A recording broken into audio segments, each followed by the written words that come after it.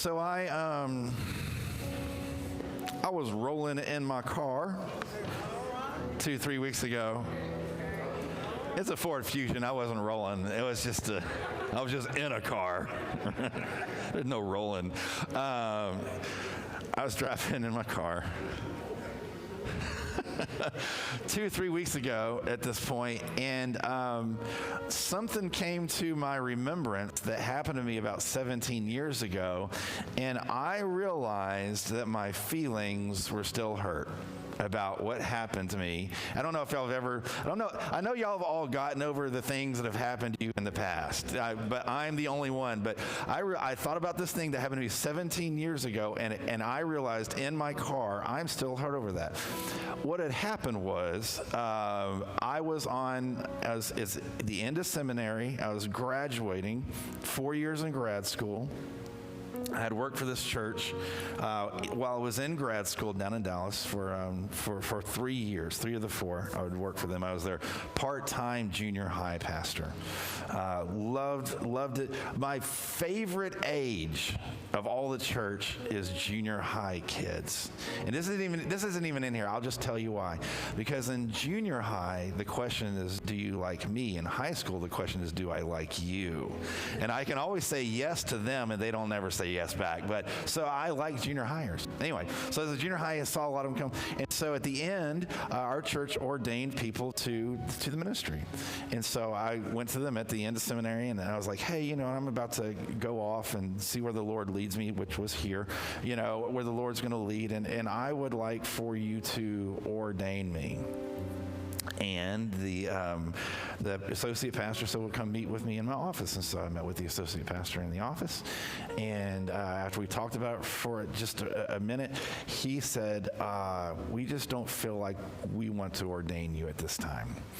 Now, I realize and my wife and I always say, I was a square peg in a round hole in this church. I didn't really fit the culture. It was a highly formal church, and I don't know if y'all noticed, but this doesn't really go with me, right? And the whole, so I got it. Like, I understand why they said no, but it still feels like they were saying, we'll use you, but we won't endorse you. We'll have you on our staff, but we don't want you to be on someone else's staff. And what I felt like, and what I feel like 17 years later is this: I am so tired of being taken for granted. Has anybody ever felt that way? Okay, I felt right, because all of us have felt like I'm giving it all, or I'm giving a lot, or I'm giving something, right? And they don't see it, and they don't appreciate it, and they don't understand it, and they don't thank me for it. And we're in a series, this is our last week in a series called Been There, Done That, out of Hebrews chapter 4, verse 15, that says this: Jesus understands our weaknesses, for he faced all of the same testing that we do, and yet without what? Sin, right? So Jesus has already gone through everything that we are going through, and so we can see how he went through it to show us how we can go through it. And so this week, we're going to see a time when Jesus is taken for granted, because we're going to deal with when we're taken for granted. Everyone say that. When we're taken for granted. So the passage that we talked about is this one, Luke chapter 17. It says, now on his way to Jerusalem, Jesus traveled along the border between Samaria and Galilee. You have to understand, this is kind of like the border between America and Canada, or America and Mexico. Like, he was in a border town, right, between two distinct cultures is where he was. Between Galilee, God's people, the Israelites, the Jews, and the Samaritans. So there's a border town there. And there he met 10 men who had leprosy. Now here's the deal. We all think of leprosy as a skin disease, which it is. But the biggest issue with leprosy isn't actually the disease in and of itself. The thing with leprosy is it isolated you away from community and it isolated you away from God because you couldn't be in community. You couldn't go there. And also you were banned from the temple. You couldn't go to the temple, so you couldn't worship God because God's presence was at the temple. And so these men were isolated because of this ailment. And so it said they stood at a distance and they called out, "Jesus, have pity on us." And when he saw him, he said, "Go show yourself to the priest." And as they went, it says they were cleansed. Everyone say, as they went. They were what? Here's the deal. Healing faith is obedient faith. Can y'all say that with me? Healing faith is obedient faith, right? It's like it's like if you went to the gym and you didn't use any of the machines. If you just went to the gym, right? And you're not going to get stronger. You're not going to get slimmer. You're not going to get healthier. You're just there. Imagine if Jesus said, "Go show yourself to the priest," and they were like, "Nah, we're good," right? It'd be a very different story. It'd be like, "And the 10 were not healed," right? That's how that story would go. But it says this. It says that one of them, everyone say one. One of them, when he saw he was healed, came back, praised God, threw himself at Jesus' feet, thanked him, and he was that's important because it's in the story. Jesus said, where's all the other 10? Weren't 10 people cleansed? Where are the other 9? Is it just you, this foreigner? And he said to him, "Rise and go, because your faith has made you" what? Okay, how many were healed? How many came back? That one was a what? Samaritan. Jesus calls him a foreigner. Totally not PC anymore, right? But that was a joke. For those of you online, that was a joke. It didn't go over well. I'll make a note for the second service, right? Joke better. Okay. But why? Why does he note that this one's a Samaritan? Why does this twice? Why does it say he's a Samaritan? He's a foreigner. Why? Because the other 9 were what? Jews. The other 9 were God's people. The other 9 should have said the other 9 came back because they're God's people. The other 9 were thankful. The other 9 said, "Look at what the Lord has done." The other 9, it should have said the foreigner was way behind because the 9 ran ahead of him. But the 9 just took it for granted because they got everything they need, at least with everything they thought they need, and walked away. So here's what I'd like to talk about, because Jesus was taken for granted. Jesus was not thanked. Jesus was unseen. Jesus has gone through everything that you and I have gone through. So what I want to do with this passage is give you 3 reminders and then tell you some good news.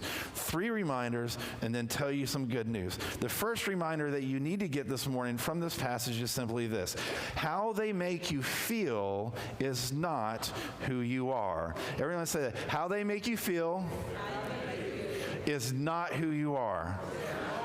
So check this out. Check this out. In Luke chapter 4, this is important. Luke chapter 4, I even put a little yellow mark on the 4 because this is important.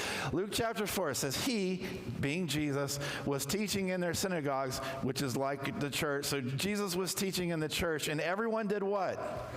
Right. So so Jesus in the church, and he's given an amazing, not as amazing as this, but amazing message. He's just giving an amazing. That was also a joke. It was a bad joke. Jesus was funnier than I am. I'm sorry, everybody online. So Jesus was making it, right? And everyone praised him. It was amazing. Oh, so great. Later in Luke chapter 4, all the people in the synagogue were what? Furious when they heard Jesus' teaching, and they tried to kill him. Listen, same messenger, same message, same place, different response. And because here's the deal, how they make you feel is not who you are, right? Preachers experience this. I've been preaching long enough that I understand that your response to me on any given Sunday morning is going to be dictated from what I say. Because here's the deal, I'm just telling you, this is the truth. If I come up here and I give you a sermon on victory in Jesus, or how much God loves you, or heaven, or like y'all are going to come up to me after and say, Pastor Josh, that was the best sermon. I love you so much. That's a great sermon. How can anybody preach better than you? Right? But if I preach a sermon on repenting of your sin, or if I preach a sermon on obedience and giving your life away, or if I preach a sermon on money, right, I'm going to stand right there and be crickets. Ain't nobody talking to me. You're like, Pastor Josh doesn't know what he's doing. I'm going to go find another church. But here's the deal. What's true of Jesus and what's true of me is true of you. You see, here's the truth. Your value isn't determined by what others think of you, but by who God says you are. You feel me? So the question is, who does God say you are? Well, God says you're chosen. Everyone say, I'm chosen. God says you're loved. Everyone say, I'm loved. God says you're blessed. Everyone online say, I'm blessed. Y'all can say it too, right? God says that you're victorious. God says that you're free. God says that you are a child of the living God. God says that you are a new creation. It doesn't matter what other people, and by the way, it doesn't matter what you think you are in your head either. What matters is who God says you are. So reminder number one is how they make you feel is not who you are. Reminder number two is this. Those you serve the most often appreciate you the least. Those you serve the what? Often appreciate you the what? The least, right? You remember the story of Joseph? And I know you remember the story of Joseph because Bishop and I bring it up like every week, right? So the story of Joseph, right? Joseph gets sold into slavery. He didn't deserve to get sold into slavery. And then he goes into, his master's house and he gets lied on. And then he goes into prison. And then he ends up in prison and he ends up with these two dudes that were thrown into prison with him. And then God gives him a special gift through the Spirit to be able to interpret dreams, right? And so he interprets these dreams for him, which is going to set these dudes free. And it says that Joseph said, but when all goes well with you, do what? Remember me. Show me kindness. Mention me to Pharaoh. Get out of here because I shouldn't be in here. Shouldn't have gone into slavery. Shouldn't have got lied on. Shouldn't have got thrown into prison. But later on in the chapter, it says the chief cupbearer, however, did what? Did not remember Joseph and did what? He forgot him. Because those you serve the most often appreciate you the least. As a pastor, we get to walk with you through many trials and tribulations that you go in your life. And here this last month, I've had numerous examples of the same thing, but one of these examples is a church member that we all know and love served in a ministry for 42 years. 42 years. Same ministry since he was like early 20s. And he gave his life and did amazing things. And he's never had a bad report. All of his metrics are good. He had great quarterly job reviews. And he got old. And so they let him go.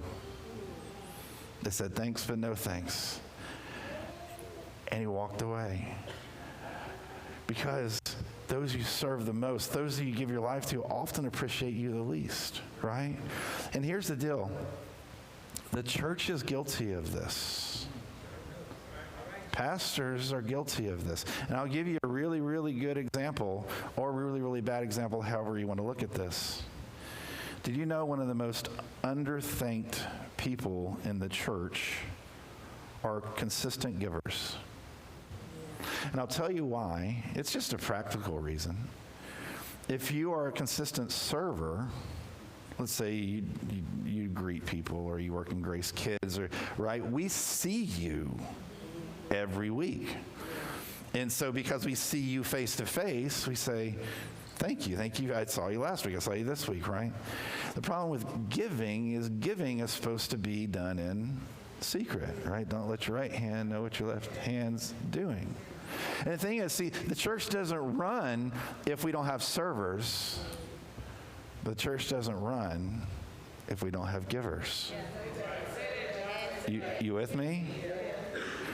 And so, just a second, let me just say this. For those of you that obediently, sacrificially, cheerfully give, those of you online too, thank you.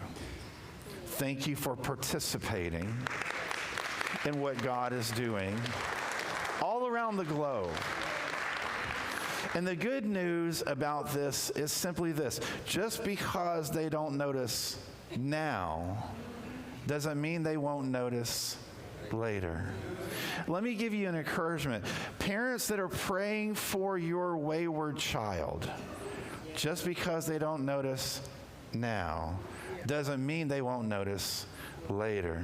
For those of wives serving your husbands that are not, they don't thank you back, they don't see you back, they don't appreciate you back, just because they don't notice now doesn't mean they won't notice later. For those of you that are serving and Grace Kids, our Grace 5th and 6th, or Grace students, I always say that those are the ministries, like those kids don't like, other than like, I love them, they don't give you compliments back. They're not like, thank you for serving me, right? So it's a thankless job.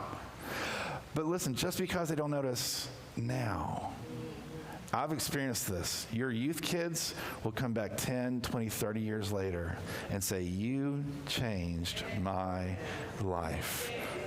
So be encouraged that just because they don't notice now doesn't mean they won't notice later. Galatians chapter 6, verse 9 says, let us not grow weary of doing good. For in due season we will reap if we do not give up, right? And so the second reminder is for those you serve the most, often appreciate the least. The third reminder, simply this. What's unseen by people is often what's most significant to God. So Jesus is teaching. This is just one example of where Jesus is teaching. But in Matthew chapter 6, verses 1 through 4, he says, be careful. So say be careful. Be careful. And the reason we need to say that is because we still have the temptations that our temptations are the same temptations they had. So we need to remember to be careful. What we need to be careful about. Be careful not to practice your righteousness and others to be what? Seen by them. Because if you do, you won't have a heavenly reward. So when you give, let's talk about giving. When you give to the needy, don't what? Don't announce it, right? That's what the hypocrites do.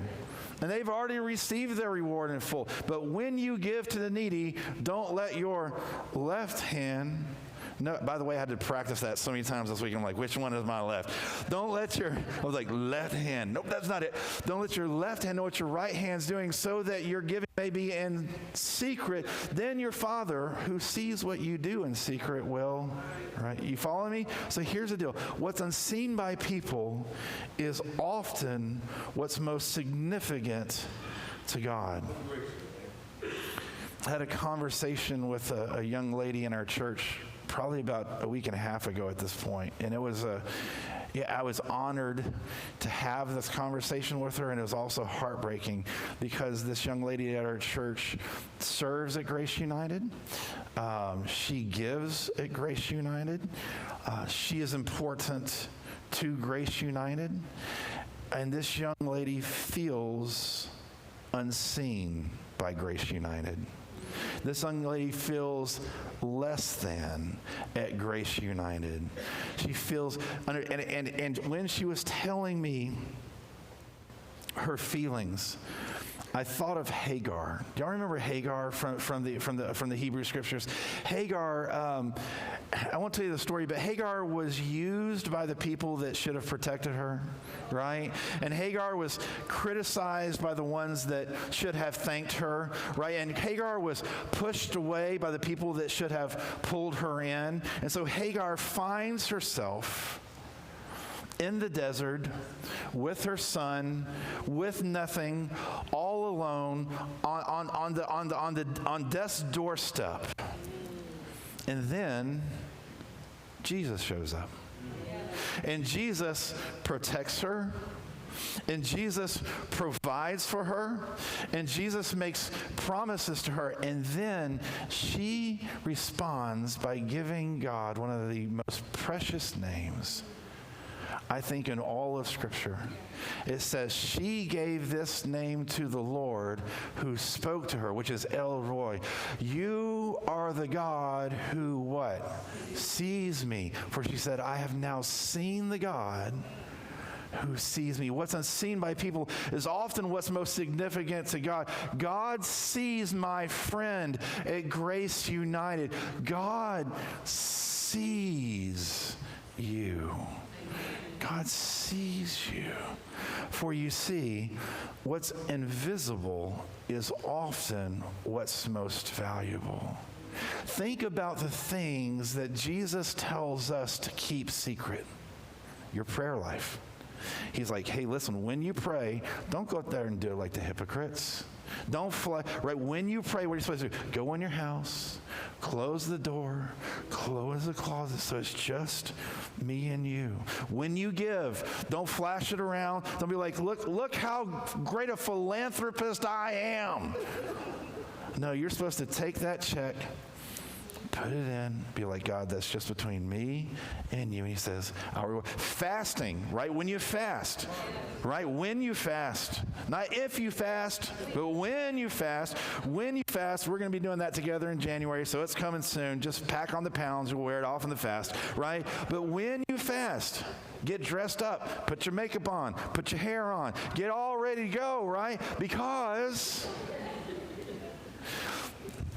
don't say, put your hair on.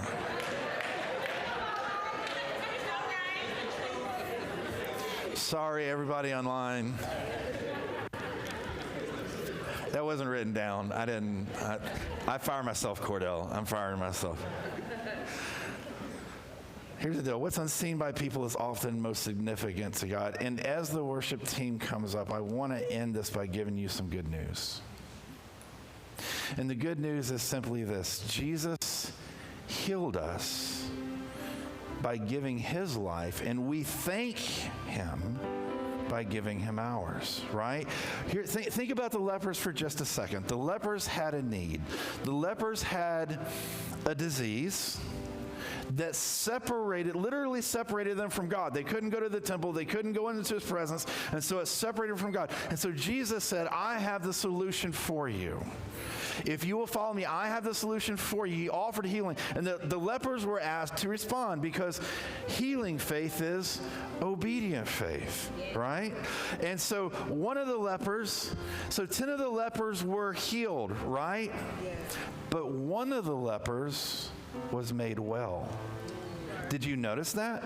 All 10 lepers were healed from their disease, but only one leper came back and he said, because of your faith, you are made well. You do know there's a difference between physical healing and eternal salvation, right? You do know there's a difference between being given stuff by God and having a relationship with God. Do you understand? There's a difference between well water and living water. There's a difference between regular bread and the bread of life. Those are two different things. So here's the deal. We're like the lepers. Everyone say, we're like the lepers. Because here's the deal. We have a need. We have a disease called sin. And that sin separates us from the presence of God. And Jesus offers healing, but not just through a spoken word. Jesus offered us healing through the cross. Isaiah chapter 53 verse 5 says this, that he was pierced for our transgressions. He was crushed for our iniquities. The punishment that brought us peace was on him, and by his wounds we are what? Healed. He offers us healing through his woundedness. And faith, this faith that he offers you can make you well, not just temporarily well, not just my bank account is bigger, not just my body feels better, not just he offers you eternal wholeness. The question is, like the one that returned, the 9 didn't, but the one that returned, do you want to be made well? 9 thought it was just fine to get the physical healing. Only 1 thought, I really want to be made whole. And that's a choice that you and all of us have to make. We're asked to respond. The offer is here. And the wholeness that you seek is not the stuff that God gives, but God himself. Through Jesus Christ and through the Spirit that he offers to you.